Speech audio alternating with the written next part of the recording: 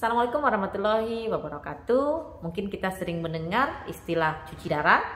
Sekilas memang terdengar sangat menyeramkan, seolah-olah darah ini akan dikeluarkan dari tubuh, kemudian dicuci pada sebuah alat seperti mesin untuk mencuci pakaian.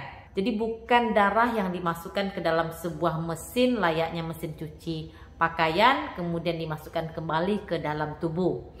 Kata cuci darah ini hanya sebagai gambaran agar lebih mudah untuk diingat. Sederhananya, ternyata cuci darah ini secara teknis memang darah itu akan dicuci, tapi bukan dicuci ke dalam mesin seperti mesin pencuci pakaian. Dan cuci darah ini memiliki nama yang sangat keren, yakni hemodialisa. Dan tidak ada istilah di kesehatan yang namanya cuci darah. Tapi hemodialisa ini lebih dikenal dengan istilah cuci darah pada masyarakat Indonesia. Lantas kenapa darahnya ini harus dicuci? Layaknya pakaian yang punya noda dan harus dicuci agar nodanya hilang, maka kandungan pada darah tidak semuanya bersih. Maka darah perlu juga dilakukan penyaringan agar kotoran-kotoran yang terdapat dalam darah bisa dibuang dari tubuh. Dan satu-satunya organ yang bisa membuang dan menfilter kotoran dalam darah adalah organ ginjal. Organ ginjal ini ada dua, kiri dan juga kanan. Dan hasil buangan ginjal ini adalah berupa urin. Namun pembuangan kotoran ini tidak akan bekerja jika organ ginjalnya mengalami masalah. Banyak penyakit yang dapat menyebabkan ginjal tidak dapat berfungsi dengan baik.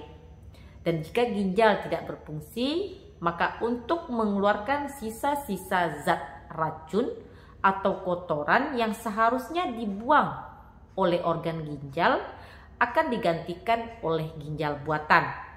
Dan prosedur ini dinamakan dengan hemodialisa. Untuk menjalani hemodialisa akan dilakukan pembuatan akses pembuluh darah untuk tindakan hemodialisa. Akses cuci darah ini bukan seperti akses untuk pemasangan infus, di mana ada pena bisa dibuat aksesnya.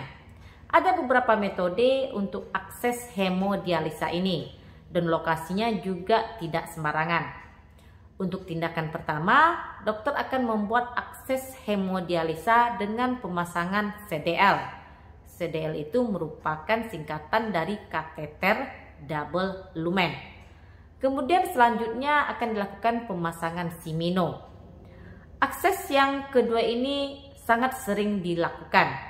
Terus apa sih bedanya antara akses CDL dengan simino ini? Padahal sama-sama akses untuk hemodialisa.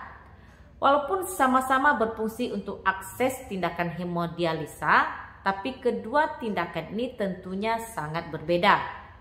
CDL berbentuk selang, ada dua jalur menyambung ke satu jalur selang ke pena yang akan dipasang. Bisa dipasang di daerah leher dan juga paha. Dan CDL ini bersifat sementara menjelang pembuatan akses simino. Saat pemasangan CDL, dokter yang memasang akan menggunakan alat USG Doppler atau venograf.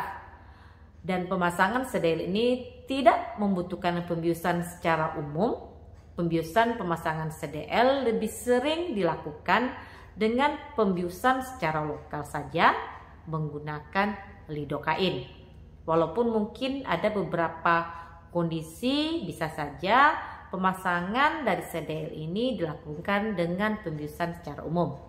Kalau simino yang dibuat sudah bisa digunakan, maka selang CDL tadi, kateter double lumen ini akan dilepaskan. Sementara pemasangan simino dilakukan dengan tindakan menggabungkan pembuluh darah pena dan juga pembuluh darah arteri. Penyambungan pena dan arteri ini dilakukan pada daerah pergelangan tangan dan juga pada area siku. Pemasangan simino ini bertujuan untuk memperbesar aliran darah pena sehingga mempermudah untuk menjalani tindakan hemodialisa. Simino bersifat permanen dan tentunya risiko infeksi menjadi lebih rendah dibandingkan pada pemasangan CDL. Namun pemasangan Simino ini tidak lantas langsung bisa digunakan sesaat setelah dilakukan tindakan Simino. Butuh beberapa minggu untuk menilai apakah Simino sudah bisa digunakan untuk akses hemodialisa. Dibandingkan dengan CDL, Simino lebih ekstra dalam perawatannya.